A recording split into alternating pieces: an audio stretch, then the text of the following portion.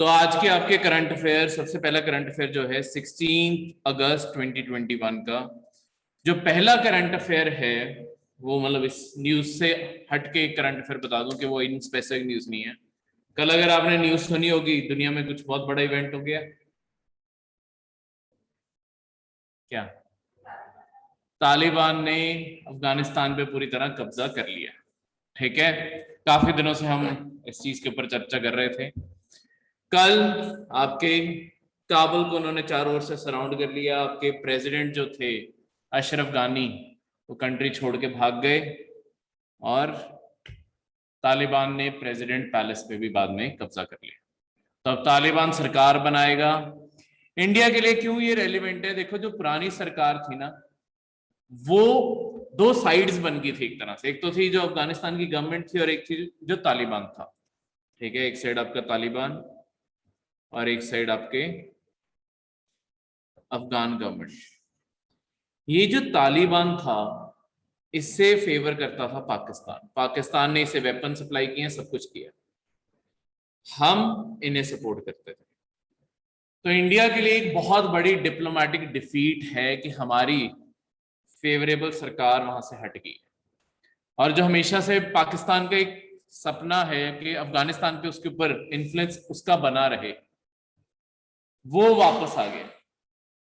ठीक है, ये जो था आपके, अगर अफगानिस्तान का और पाकिस्तान का मैप देखोगे ना, एक क्वेश्चन तो आपको हमेशा पेपर में अब ये आ सकता है, एक क्वेश्चन, ये जितनी भी लाइनें हैं ये ब्रिटिशर्स ने बनाई है। जो भी बाउंड्रीज है, चाहे हमारी चाइना के साथ है चाहे हमारी पाकिस्तान के साथ है, इन लाइनों को ना अलग अलग नाम से पुकारा जाता है। जैसे हमारी पाकिस्तान और बांग्लादेश की लाइन को क्या बोलते हैं हम? Red Cliff. जो इंडिया के यहाँ पे साथ में बॉर्डर है आपको,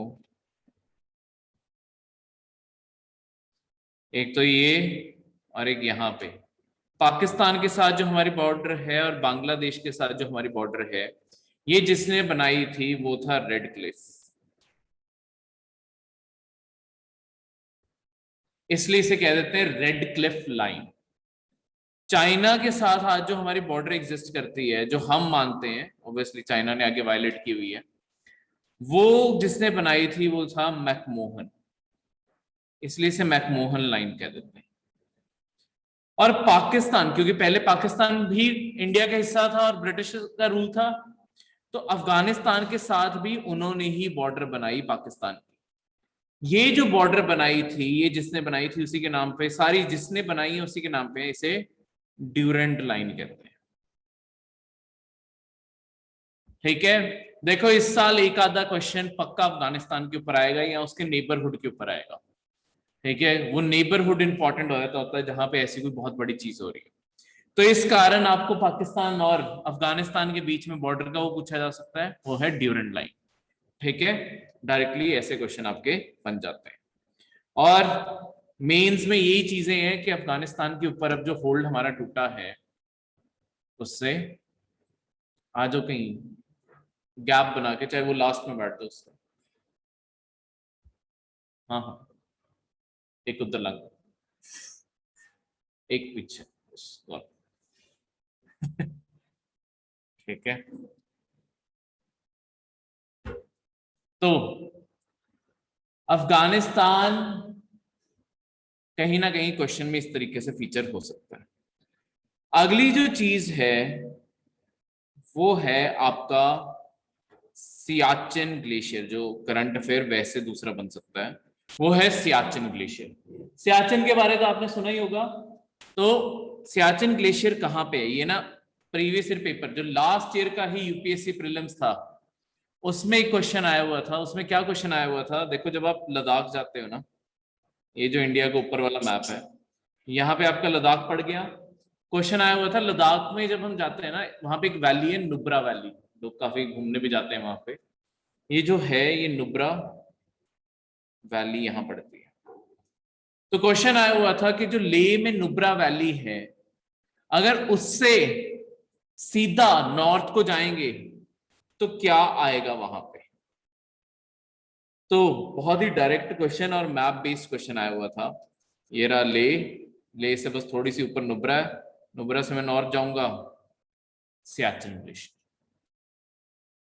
ठीक है, तो बाकी सारे जो ऑप्शन थे, देखो आगे ज्योग्राफी मैप वर्क करोगे तो अपने आप क्लैरिटी आएगी, पता चल जाएंगी ये चीजें कि बहुत सारे जो बाकी ऑप्शन आए हुए थे ना, वो कहीं पास भी नहीं थे इसके। तो एक्चुअली मतलब कहीं कोई दूर का ऑप्शन, कहीं दूर का ऑप्शन, नॉर्थ में सिर्फ सियाचिन ही ऑप्शन पड़ता था। अब ये जो सियाचिन ग्लेशियर था, ये हमेशा से इंडिया के कंट्रोल में नहीं रहा है। ऐसा नहीं है कि ये हमेशा से इंडिया कंट्रोल में है। हमारे कंट्रोल में मतलब 1947 से लेके 1984 तक ये पाकिस्तान के कंट्रोल में था। ये जो एरिया आपको दिख रहा है, ये जिसे आजाद कश्मीर लिखा है, और यहाँ पे ये गिलगित बिल्तिस्तान का इलाका, ये ना सारा पाकिस्तान के कंट्रोल में रहा है। ठीक है, पर हमने क्या किया यहाँ पे ना, देखो एक स्ट्रैटेजिक एडवांटेज है कि जब तुम सियाचिन में हो ना, ये हाईएस्ट पॉइंट है, हाईएस्ट पॉइंट से किसी भी साइड को अटैक लॉन्च करने आसान हो जाते हैं। तो 1984 में हमने क्या किया, हमने अपने सोल्जर्स को, हमने स्पेशल एक कोवर्ट ऑपरेशन लॉन्च किया, जहां पे सारे के सारे हमने सोल्जर्स को विंटर गियर सब कुछ लेके दिया। और जब पाकिस्तान की आर्मी विंटर्स में नीचे आई हुई थी, हमारे सोल्जर्स ऊपर जाके बैठ गए। जब पाकिस्तान वापस आने लगा समर्स में, तो हमारे सोल्जर्स ने फायरिंग की और उसके कारण ये खत्म कर दिया गया। ठीक है, मतलब पाकिस्तान का कंट्रोल छूट गया। तो पहले यानी कि हमारे पास यहां तक कंट्रोल था, सॉरी यहां तक कंट्रोल था, हमने बॉर्डर चेंज करके ये कर दिया। सियाचिन इस एरिया का हाईएस्ट पॉइंट है, इस कारण वो बहुत ही स्ट्रैटेजिक है, और एक ऐसी जंक्शन पे लोकेटेड है कि एक साइड पे चाइना पड़ता है, एक साइड पे पाकिस्तान पड़ता है, और एक साइड पे इंडिया। ठीक है, इस कारण हमने अपना होल्ड यहां तक बनाने के लिए ये किया। क्लियर है? कोई भी डाउट यहाँ पे भी चीज का? नहीं तो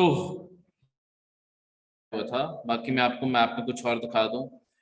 देखो इस साल एक और करंट अफेयर भी था आपके ना, पाकिस्तान ने जो ये वाला इलाका है, इसे एक अलग प्रोविंस बना दिया, एक अलग स्टेट बना दिया।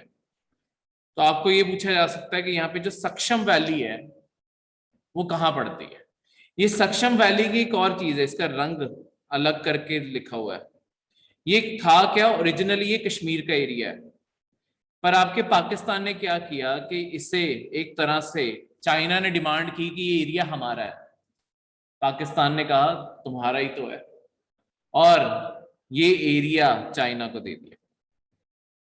ठीक है, अब ये सक्षम वैली के ऊपर चाइना का कंट्रोल है। तो ओरिजिनली ये हमारे कश्मीर के मैप में फीचर होता है। ठीक है, यहां पे जो इंडिया का हाईएस्ट पॉइंट है जिसे हम बोलते हैं, ये जो इंडिया का सबसे टॉप का पॉइंट है, हम एक्चुअली जो अब अपना मैप ड्रॉ करते हैं, देखो ये एरिया हमारे चाहे कंट्रोल में नहीं है, हम क्योंकि हम इसे अपना मानते हैं, इसलिए हमारा मैप ऐसा बना होता है। ये जो इंडिया का हाईएस्ट पॉइंट है, इसे कहते हैं इंदिरा कोल। ये इंडिया का नॉर्दर्न मोस्ट पॉइंट है, हाईएस्ट नहीं, नॉर्दर्न मोस्ट पॉइंट है। ठीक है, सबसे नॉर्थ में, अगर आपको कभी क्वेश्चन आए कि इंडिया नॉर्थ में कहां खत्म होता है, उसका आंसर होगा इंदिरा कोल। ठीक है, तो ये चीज याद रखना। और साउथ में इंडिया कहां खत्म होता है, सबसे सदर्न एरिया में पड़ते हैं आपके अंडमान और निकोबार के आइलैंड्स।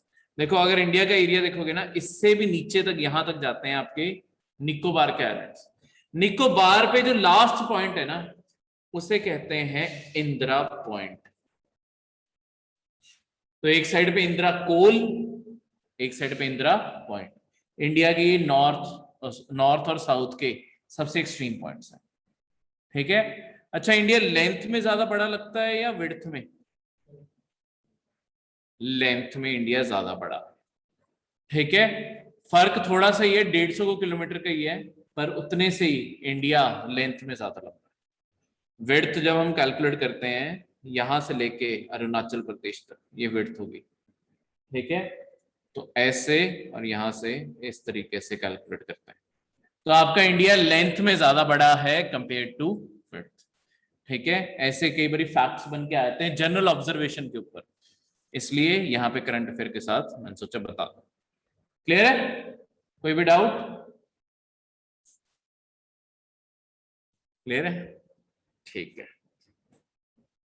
तो बाकी यहाँ पे सियाचिन बारे यही सारे पॉइंट लिखे हुए हैं। सियाचिन को दुनिया का थर्ड पोल भी बोला जाता है, क्योंकि यहाँ पे जितनी आइस इकट्ठी हुई है, इस कारण हिमालयास को, एक्चुअली पूरी हिमालयास को थर्ड पोल बोला जाता है। इसका ये थर्ड पोल का क्या सिग्निफिकेंस है? देखो, हमारे जो अर्थ के पोलर एरियाज हैं, यहां पे मैक्सिमम आइस है, मतलब ग्लेशियर्स हैं, यहां पे मैक्सिमम ग्लेशियर्स हैं। इसके अलावा जो थर्ड एरिया जो सबसे ज्यादा आइस कंटेन करता है ना, वो है हिमालयास।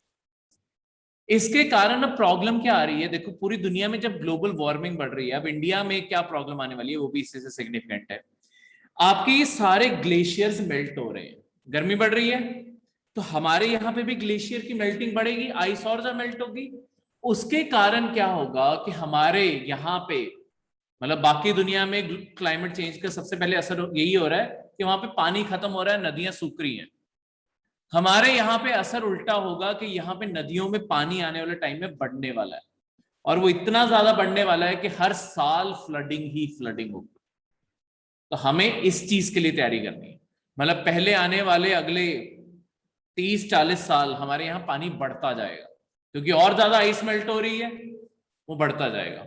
उसके बाद पानी की सडनली शॉर्टेज आएगी, तो हमारे ये होने वाला। ठीक है, तो इस तरीके से ये चीज हमें होते हुए दिख रही है। क्लियर है? अच्छा, दो चीजों में फर्क, आइस शीट क्या होते हैं और ग्लेशियर क्या होते हैं, और इनमें से कौन से वाटर लेवल राइज में काम कर रहे हैं?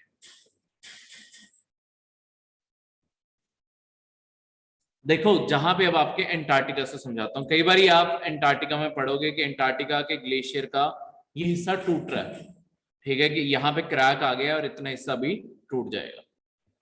ये जो आपके हिस्से टूटते हैं ना, जब लैंड से गिरता है, ये ग्लेशियर्स हैं। पर ठंडे इलाकों में क्या होता है, जैसे आपके एंटार्क्टिका के आसपास ये जितना इलाका है, इसके आसपास क्या होता है, यहाँ पे ना कई बार आसपास के इलाके में पानी भी जम जाता है, यहाँ पे आपके पानी जम जाता है। ये जो चीज है, इन्हें कहते हैं आइस शीट। आइस की पतली पतली शीट्स पानी के ऊपर बन जाती है। अब वो बनी तो पानी से ही है ना। अगर जब आप एक आइस क्यूब, देखो पानी के ग्लास की बात करें, पानी में आपने इतना भरा हुआ था पानी, अब इसके ऊपर एक आइस क्यूब डाल दोगे, पानी का लेवल ऊपर चला जाता है ना अपने आप। और जब आपका, अगर मैं उस आइस क्यूब को मेल्ट होने दूंगा, मेल्ट होके इतना ही पानी बन जाएगा, वो उतना ही पानी को ऊपर रेस कर देता है ना, कि जितना उसने मेल्ट होके बन जाना होता है, उससे ज्यादा तो नहीं पानी आने वाला।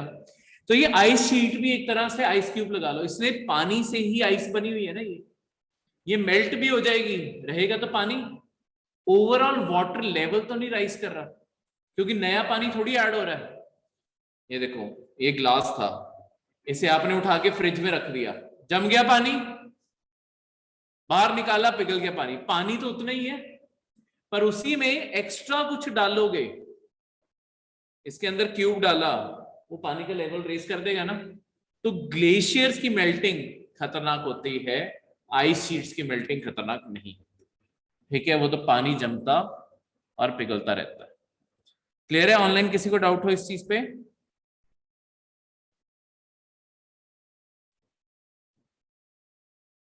हाँ जी, नहीं? तो ये थे आपके आज के करंट अफेयर्स।